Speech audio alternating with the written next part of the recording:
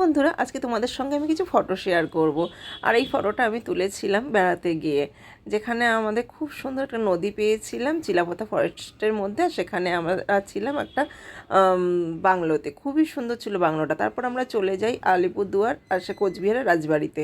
কোচবিহার রাজবাড়িটা আমার কাছে একটা স্বপ্নের মতন জায়গা ছিল, অনেক দিন ধরে ভাবছিলাম বেড়াতে যাব, তো সেখান থেকে একটু ঘুরে আসলাম। আমার ওদের কিন্তু প্ল্যানিং ছিল না, প্ল্যানিং ছাড়াই আমাদের হাতে সেই দিনটা সময় ছিল, যেহেতু আমরা মর্নিংয়ে ট্রেন থেকে নেমেছিলাম। আর তারপরে সারাদিন কী করবো, তো আমরা চলে গিয়েছিলাম কোচবিহার বেড়াতে। তারপর আমরা চলে গিয়েছিলাম ফরেস্টে বেড়াতে, জলদাপাড়া ফরেস্ট। সেখান থেকে আমরা চলে যাই রকি আইল্যান্ড। রকি আইল্যান্ড আমাদের থাকার কোনো উদ্দেশ্য ছিল না, এটাও প্ল্যান মাফিক হয়ে গেছিলো, না প্ল্যান করেই হয়ে গেছিলো, সরি। আর হঠাৎ করে আমাদের মনে হয়েছিল যে আমরা ঝালং যাব।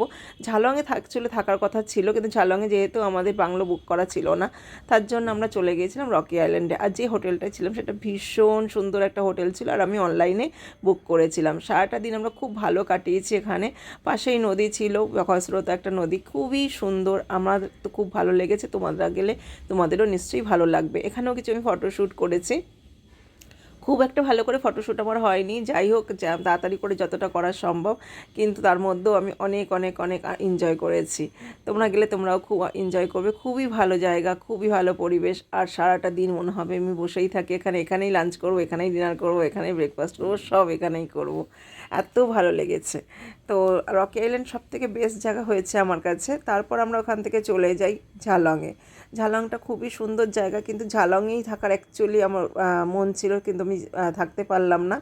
তো ঝালংটা খুবই সুন্দর, তোমরা যদি যাও আগে থেকে বুক করে যাবে। ওখানে কিন্তু যেহেতু গভর্নমেন্ট ফরেস্টগুলো বাংলোগুলো থাকে, তো ওখানটায় তোমরা আগে থেকে বুক করে না গেলে তোমরা কিন্তু রুম পাবে না।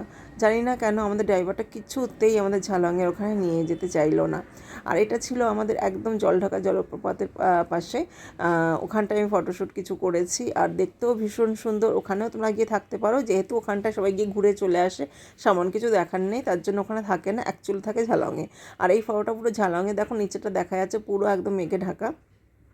আসার পথে এরকম একটা ঝর্ণা পেয়েছিলাম, ঝর্ণাটা ভীষণই সুন্দর। আর পাশে একটা রেস্টুরেন্ট ছিল, ওটা তোমরা ওখানে বসে তোমরা খেতে পারো। আর তোমরা যদি যাও আগে থেকে কিন্তু প্ল্যান করে যাবে, আমাদের মতন কিন্তু বিনা প্ল্যানে চলে যাবে না। আমরা প্ল্যান করে যাইনি, কিন্তু অনেক অনেক ভালো করে ঘুরেছি, অনেক ফটো তুলেছি, অনেক এনজয় করেছি। আর আমার ফ্যামিলির সবাইও খুব খুব এনজয় করেছে। আর এই যে ফটোটা দেখছি, এটা রুমের মধ্যেই আছে, যখন চলে আসবো মনটা খারাপ করে বসেছিলাম। এটা এটা ছিল রকি আইল্যান্ডের। আর সেই সময় দাঁড়িয়ে কিছু ফটো আমি তুলে নিই, যে চলে যাচ্ছি মনটা খারাপ, প্রতিবারই সেটাই হয়। বেড়াতে যাওয়ার সময় খুব আনন্দ হয়, কিন্তু ফিরে আসার সময় খুব খুব মন খারাপ করে আমার।